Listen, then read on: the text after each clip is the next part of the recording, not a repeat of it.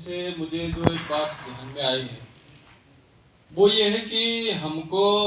ऐसा रिसर्च और संगोष्ठियां करने क्यों पड़ रही है, उसके पीछे का कारण भी हम सबको जानना चाहिए।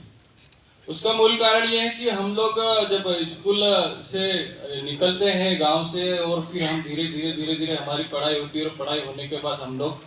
कोई किसी विभाग में नौकरी करते हैं। नौकरी करने के बाद हम उसी जिस गांव में हम पले बड़े हैं उस गांव में हम त्योहारों में और वहां के कार्यक्रमों में जाना हम भूल जाते हैं, जिसके कारण कहीं न कहीं ये रिसर्च करने की आपत्ति आज समाज के सामने आ रही है। तो मुझे लगता है कि हम लोग किसी भी शहर में रहें, कहाँ पे भी रहें, जब भी हमारा बाबा देव का कार्यक्रम हो, जातर का कार्यक्रम हो, बाबा पिथोरा हो, वहां जाके वहां सिर्फ अकेले ना जाए, हमारे जो परिवार को वहां पे लेके जाए, ताकि वो लोग देखें कि हमारे जो पूर्वज थे वो इस तरह के थे। और जब हम उनको हमारे संघर्ष की गाथाएं जब बताएंगे, पहले हमारे गांव में फलियों में कहानियां के माध्यम से बताते थे, अगर इस तरह हम लोग बताने जाएंगे तो मुझे लगता है रिसर्च की आवश्यकता नहीं पड़ेगी।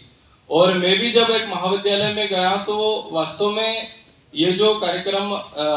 जो जनजाति आयोग के माध्यम से शुरू हुआ था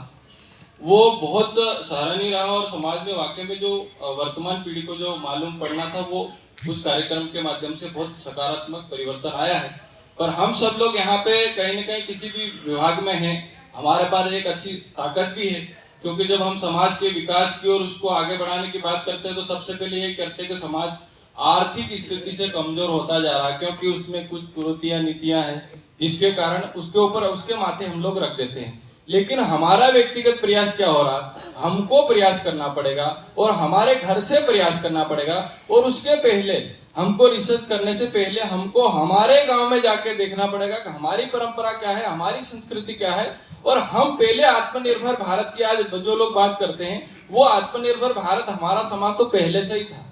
सब कुछ बना लेता है, बस उसको याद करने की आवश्यकता है, उसको फिर से शुरुआत करने की आवश्यकता है। इतना ही कहूंगा। बहुत